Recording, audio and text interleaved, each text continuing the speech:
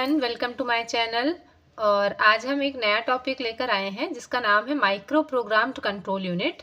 तो सबसे पहले देखिए कंट्रोल यूनिट क्या है। Control unit is the part of the CPU. हमारा सीपीयू का एक पार्ट होता है। सीपीयू में बेसिकली 3 कंपोनेंट्स आते हैं। द फर्स्ट होता है ALU, arithmetic logic unit, second होता है कंट्रोल यूनिट और थर्ड होता है मेमोरी यूनिट। तो कंट्रोल यूनिट सीपीयू का एक पार्ट होता है जो प्रोसेसर में जितने भी ऑपरेशंस होते हैं प्रोसेसिंग के लिए उनको सिग्नल्स प्रोवाइड करता है। तो कंट्रोल सिग्नल्स जनरेट कौन करता है? Control unit. जितने भी कंप्यूटर के कंपोनेंट्स होते हैं उन कंपोनेंट्स तक इन सिग्नल्स को सेंड करने का काम कौन करता है? Control unit. और ये सारे कंपोनेंट्स जो हैं ये इन्हीं सिग्नल्स के अकॉर्डिंग ऑपरेट होते हैं।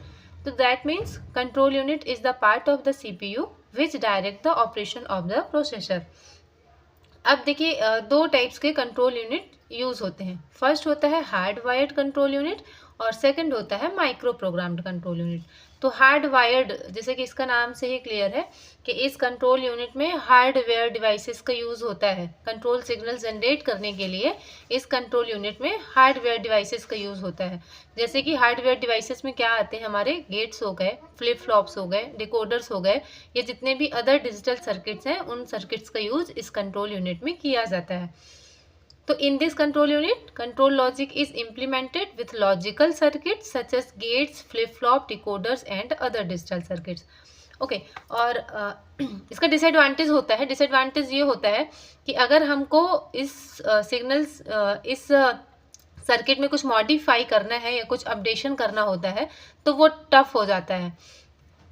क्यों? क्योंकि अगर हमको मॉडिफिकेशन करना है तो उसको हमको फिजिकली जो हमारा सर्किट होता है, जो हार्डवेयर होते हैं, उन पे हमको चेंजेस करना पड़ता है जो कि थोड़ा सा कॉम्प्लिकेटेड होता है। तो ये इसका डिसएडवांटेज होता है। यही डिसएडवांटेज जो है वो माइक्रो प्रोग्राम कंट्रोल यूनिट का क्या होता है? एडवांटेज होता है। क्यों? क्योंकि उसको इम्प्लीमेंट करना या उसको मॉडिफाई करना या अपडेट करना उसको ईजी होता है। तो सेकेंड आता है माइक्रो प्रोग्राम्ड कंट्रोल यूनिट।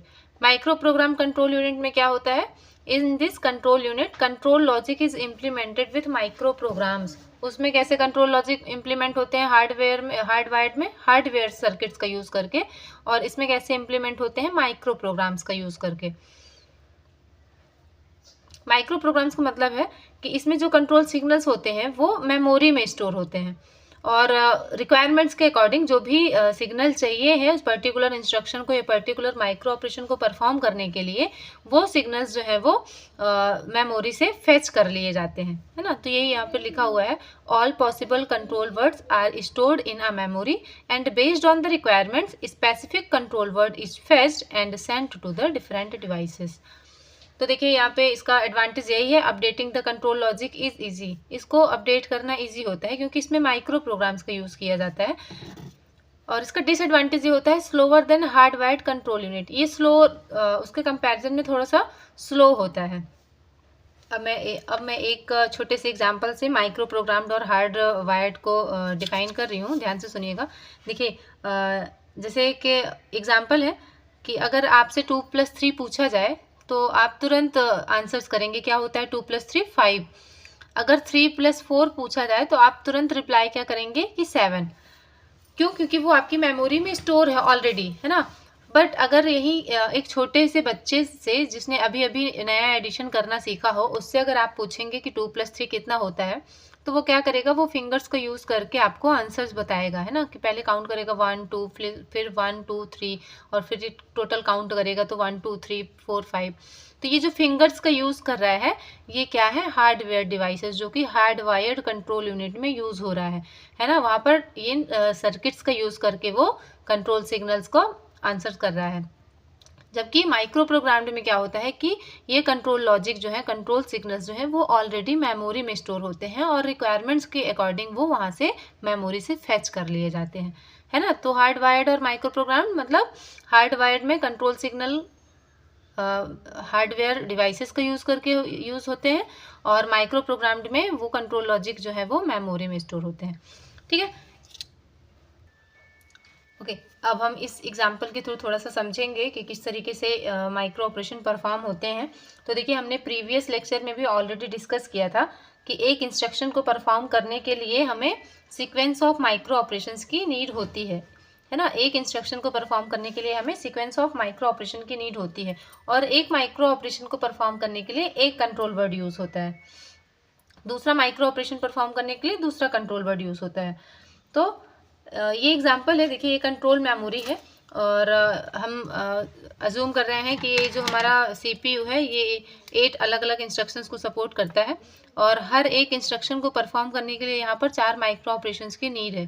ठीक है, ये एक इंस्ट्रक्शन है, यहाँ पर एक माइक्रो ऑपरेशंस के लिए एक कंट्रोल वर्ड, दूसरे माइक्रो ऑपरेशंस के लिए दूसरा कंट्रोल वर्ड, तीसरे के लिए तीसरा कंट्रोल वर्ड, और फोर्थ के लिए यहाँ पर नेक्स्ट कंट्रोल वर्ड।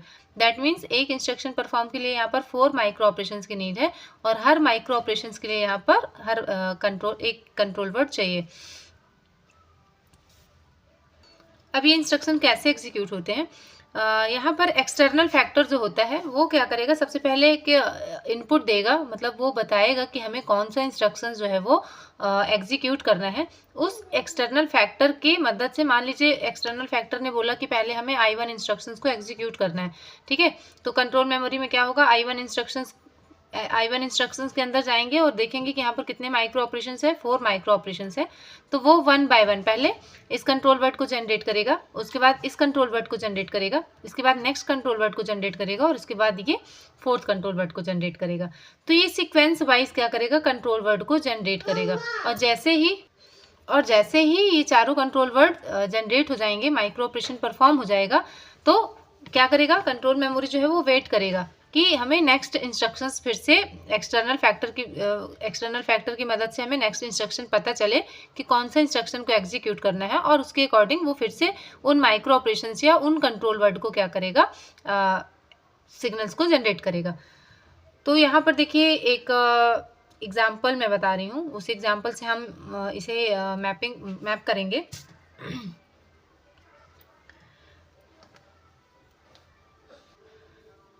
जैसे कि स्कूल में हम जब जाते हैं तो हमारे स्कूल्स में प्रेयर्स होती हैं, है ना, और बहुत सारी प्रेयर्स होती हैं किसी किसी स्कूल्स में। तो मान लीजिए असेंबली बुक मिलती है वहाँ पे, क्योंकि इतनी सारी प्रेयर्स होती हैं कि स्टूडेंट्स को याद नहीं रहती कि किस पे क्या है। तो उस असेंबली बुक में क्या होता है, 1 बाय 1 अलग अलग प्रेयर्स दी हुई होती हैं। अब सारी प्रेयर्स तो एक दिन में नहीं हो सकती, तो क्या करते हैं टीचर्स, क्या करते हैं, उन्हें अलग अलग डेज पे कुछ प्रेयर्स करते हैं कि कुछ दिन हम ये प्रेयर्स करेंगे, कुछ दिन में हम वो प्रेयर्स करेंगे।